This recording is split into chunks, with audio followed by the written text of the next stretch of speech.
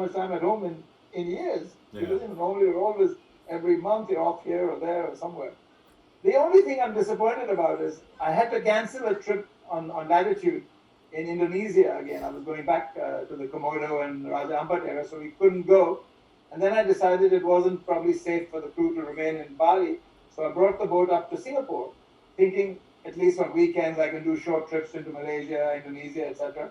But of course, it's a total lockdown. We can't go anywhere. So now the boat's stuck in the marina, and the crew is basically trying to keep the interior clean, and nothing's happening. Because the crew are all non-Singaporeans. So if we go anywhere, they won't be able to come back. Okay, yeah. It is complicated with all these nationalities on boats. Yeah, it is complicated. Yeah. So, there are other considerations. For example, in Singapore, they only gave the crew 42 days seaman's pass to come in.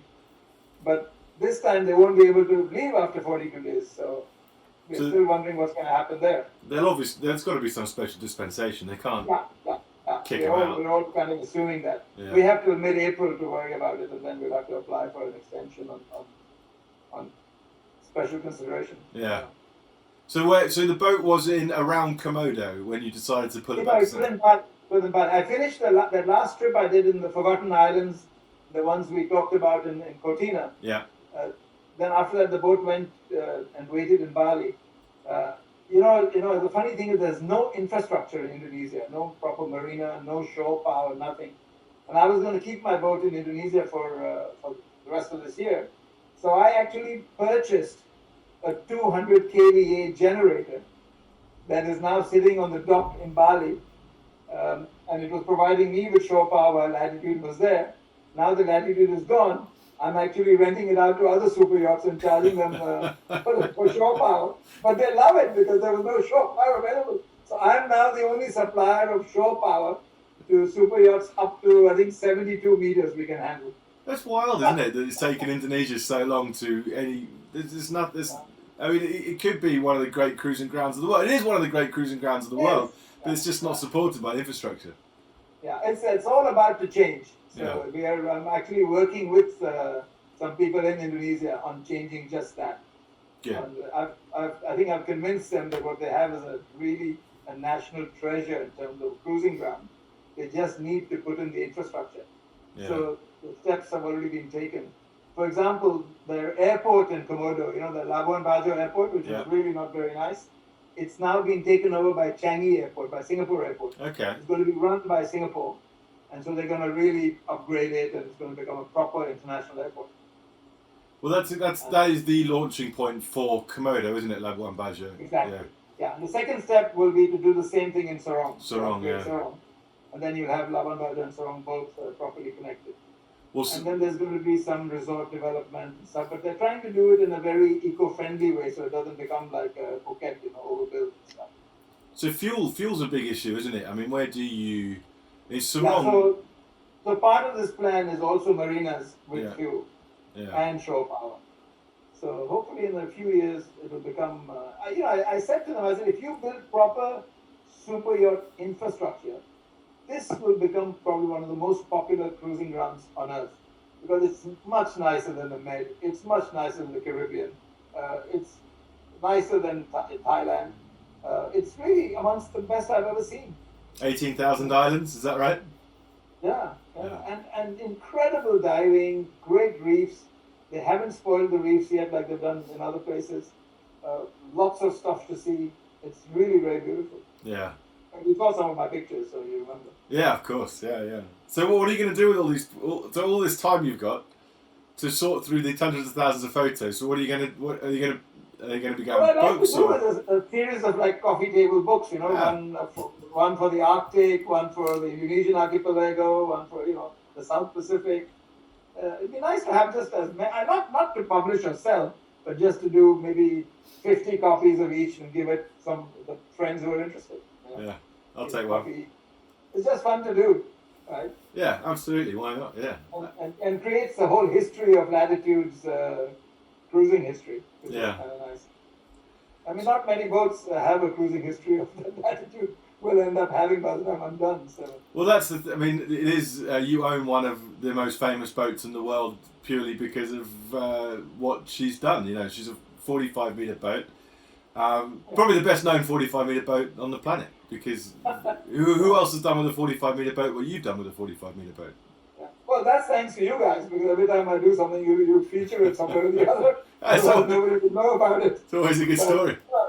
The funny thing is that anybody with a boat of pretty much any size can do this, but I'm always surprised at how few people actually use their boats the way they could be used. Yeah. I mean, yeah. It's an expensive hobby not to do some amazing things. Yeah. And there's, you know, everyone's talking about explorer yachts at the moment, etc., etc. And, you know, obviously there's a movement in that direction, but, you know, every yacht used rightly is an explorer, isn't it? I mean, your boat wasn't necessarily set up that way, but it's perfectly capable of doing some of this stuff. Well, I mean, we went to the Arctic 3 times, and 2 of those 3 times we were in pretty serious ice, and you just have to be careful and, you know, move it up, push it out of the way. Don't try to break ice with a non-ice class boat, but you can push it out of the way. Yeah. And we came through each time without any damage.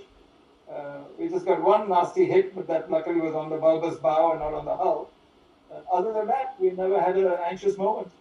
It does require an expensive repaint occasionally, though. Well, it did. Yeah, it did require. You do the fairing basically goes. Yeah. You need it. But yeah, we did that after the 3 years. So got repainted last year. Now it looks as good as new again. Yeah. So when everyone is able to travel again, the boat will be ready and waiting for you there in Singapore. So will you just jump on it and go? Yeah, it's right here. And I think what I'd like to do is assuming one can travel by the summer, I'm talking about July, August, September, I think I'll probably go back to Indonesia, because even though I've done it 3 times now, I think we've only seen maybe 25% of everything there is. Yeah. So I'll probably do a few months there, and then I'm thinking of again going back to Thailand, Malaysia and Thailand for the Christmas New Year period, because I haven't been back there now for 2 years. And after 30 straight years of being in Phuket for New Year's, I've now missed 2 Christmas New Year's, so I figured I should probably go back there. And then I don't know what to do. There's a question in my mind about what to do after that. I'd like to send the boat to Europe again and try and maybe do Svalbard again. Yeah. But I'm not too keen to send it on its own hull through the Suez Canal because of the security issues. So I'm looking for one of these transporters. Sure.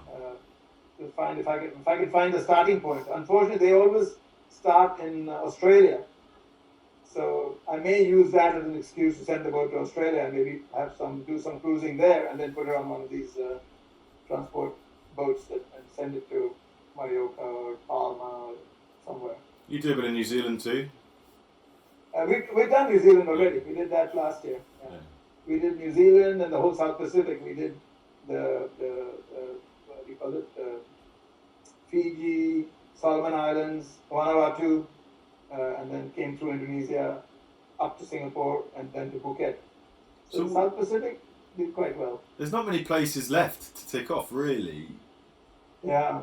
Tierra del Fuego, the Chilean canals and all that. That's Chilean archipelago. South. I haven't done all the South America. So Yeah. if you do the Amazon, there is of course Antarctica if you really want to try that. But I think with this boat, the Amazon may be a bit of a stretch. It could be done, but I don't have the range because there's no fuel. There's nothing available there. At least in the Arctic, we managed to get refueled.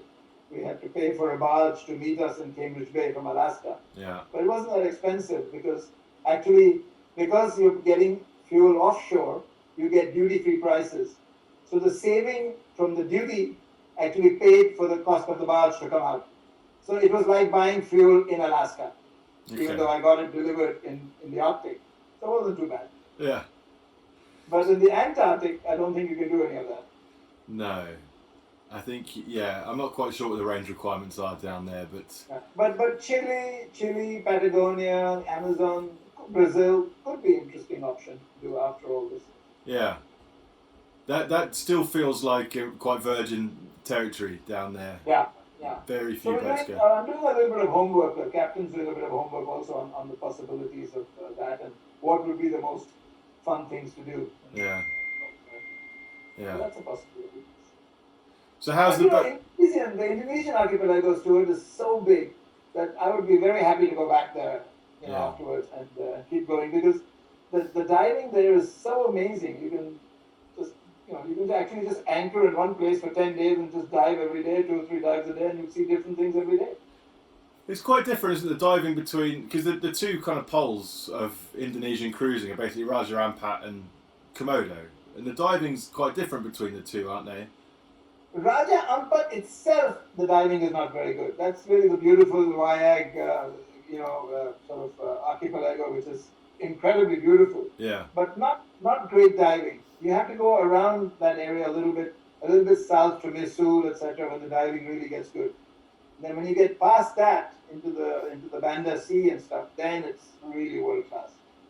I mean, we saw schools of hammerhead sharks around in the Banda Sea, and normally people go all the way to Costa Rica to see hammerhead sharks.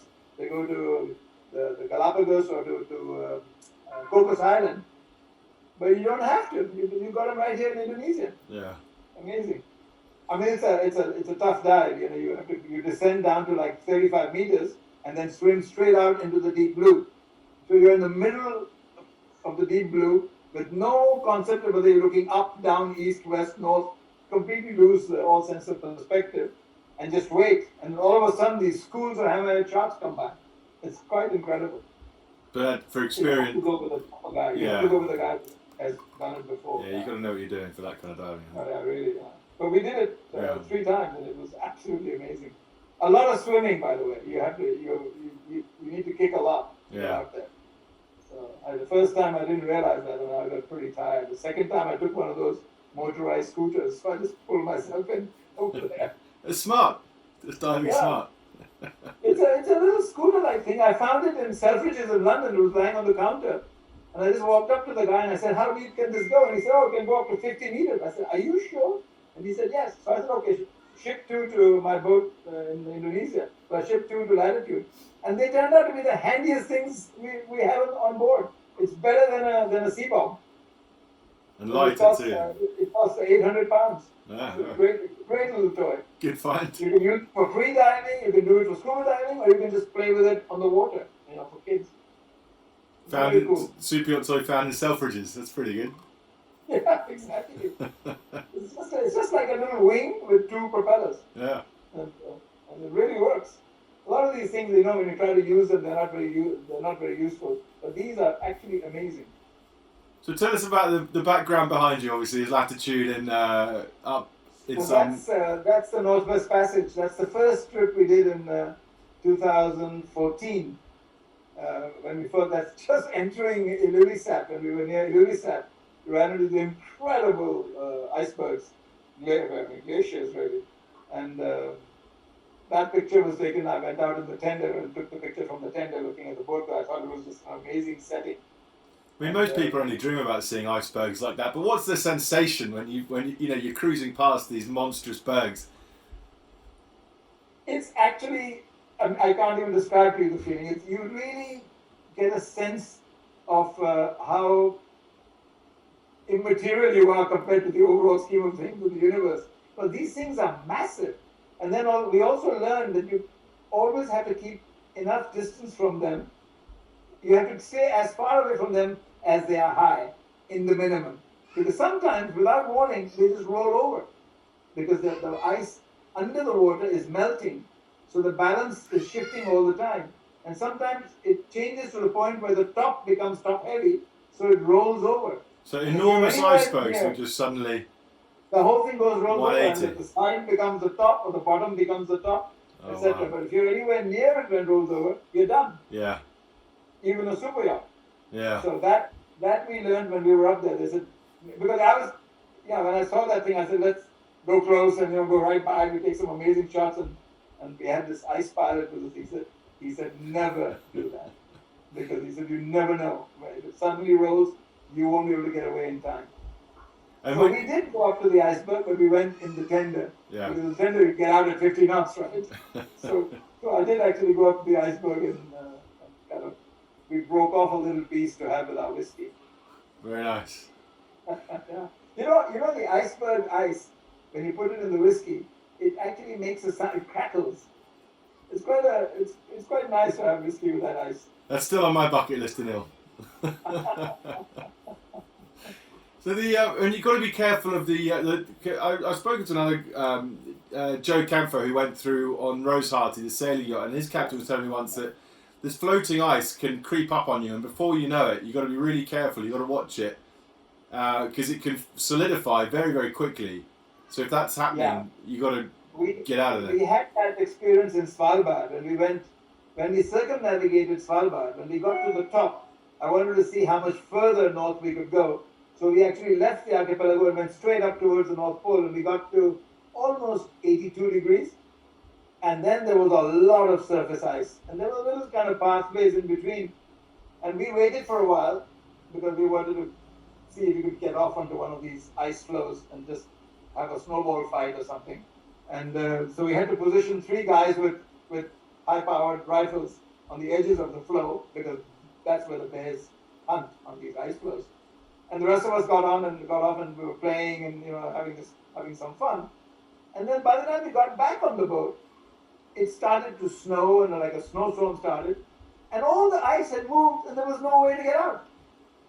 We thought, oh my God, what are we going to do? We're stuck here. And then Sean, right? He's a pretty creative captain, right? So we waited overnight over there. And by the morning, the ice had again shifted, and they were kind of like narrow pathways through the ice.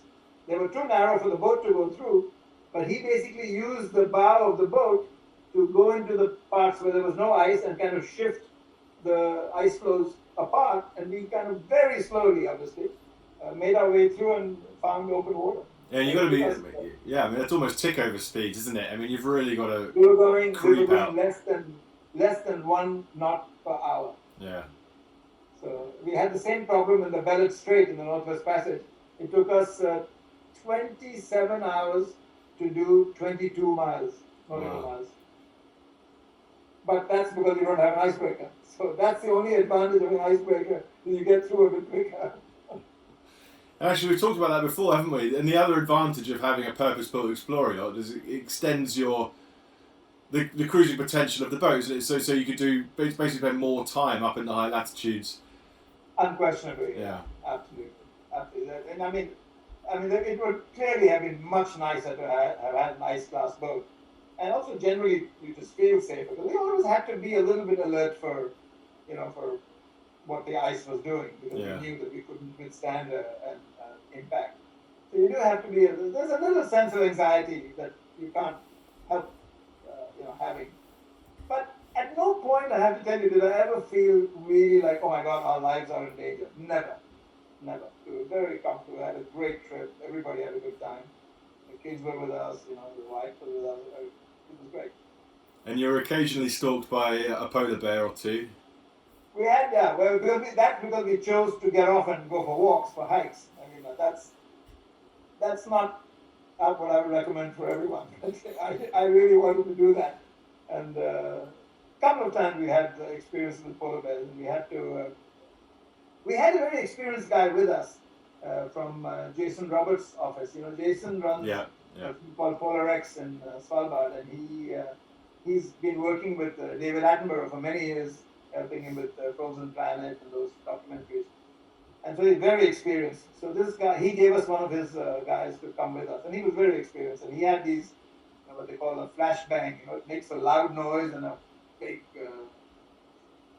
flame comes out the front. Basically to let the bears know that, hey, we have things that could hurt you, right? And it doesn't, by the way, it doesn't scare the bears. But what it does do is they stop closing the distance between you and them. And that's the key for polar bears, is because they will never come at you from a distance. They can't afford to expend the energy and then suddenly find that you got away, and then they've expended a lot of calories and no intake. So they only make their final charge when they're like within, let's say, 20 meters. So as long as you don't let them close distance 20 meters, you're never in any danger. But they'll follow you for days. Those two that we stopped, they were getting closer and closer until we fired that thing and they stopped. They followed us for 3 hours. Wow. They actually only left us when we got in the dinghy and went back to the boat. Otherwise, they were hanging around. Basically, I asked Eiler, I said, why are they hanging around? They're not coming closer. He says, they're just waiting to see in case we make a mistake. We get careless. We get sort of attracted by something else and we look the other way and they can quickly get closer. They're just hoping for that. So if you had to choose cold or warm, I mean, you've spent good amount of time in both kind of environments. Are you still pulled? Is it something about you drawn to the high latitudes and icebergs and polar bears and that kind of stuff, or are you happier in a warmer cruising area? I tell you, for me, I preferred the Arctic. I mean, I love diving and I love, but you can get that anywhere. I mean, I go diving in Phuket, in Myanmar, in Indonesia. It's all over the place. The Arctic is unique in its beauty and in what it offers. I mean, Stuart, you get great sunsets on the ocean, right? Up there, you don't get any sunsets, right? The sun never sets.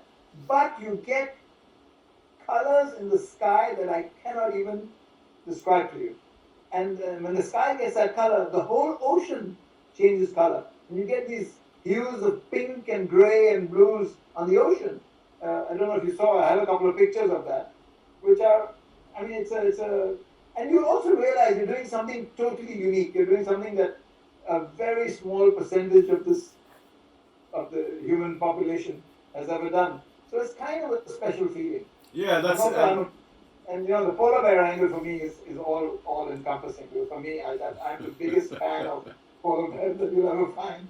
I think it's the most extraordinary creature I've ever encountered. And I've always loved wildlife photography. Do a lot in Africa and stuff. But after going to the Arctic, if I had a choice, Africa or the Arctic, no contest. No contest. No contest, yeah. And you're alone up there, right? I mean, it's not like you're going to pass another boat. Maybe. We didn't see another boat for 3.5 months. No. There's not many places in the world you can experience that kind of isolation. Yeah. I think once in the far distance with binoculars, we saw a Canadian Coast Guard icebreaker. And I think a couple of them hang out there because in case something happens to you or to anybody else, they're within I think 72 hours. They said maximum. They will always get to you. And what was the situation in Svalbard? If you got in trouble up there, so what was the rescue potential?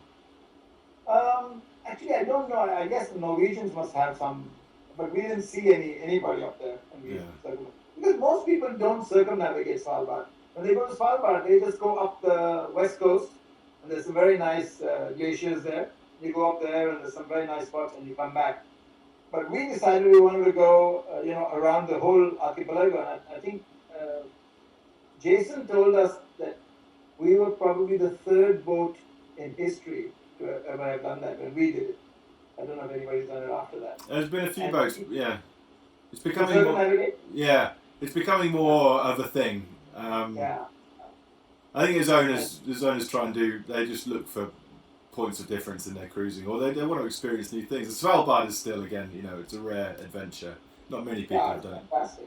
Absolutely. Because not only is Svalbard fun, but getting up there is fun, because you do the whole west coast of Norway. Yeah. And you do the Lofoten Islands, all the fjords on the way. So if you're not in a hurry, you should take your time getting up to Svalbard, and there's at least a month, 6 weeks of amazing cruising on the way, which is what we did. So we did the whole thing with 3.5 months. Yeah. So we did a month and a half actually just getting up there, and then the rest over there. So. And when you're on board, I mean, for such a long time, you're well networked. I mean, obviously, you're still running various, business interests and. No problem with the connectivity. Now, especially now that I've got that good, I gave you a reference on that company in the US that we use. That's right. Who give us fantastic internet connectivity at a relative. I mean, it's always expensive, but compared to what I was paying before, at a relatively competitive rate and unlimited data. So you can, we stream Netflix movies on board.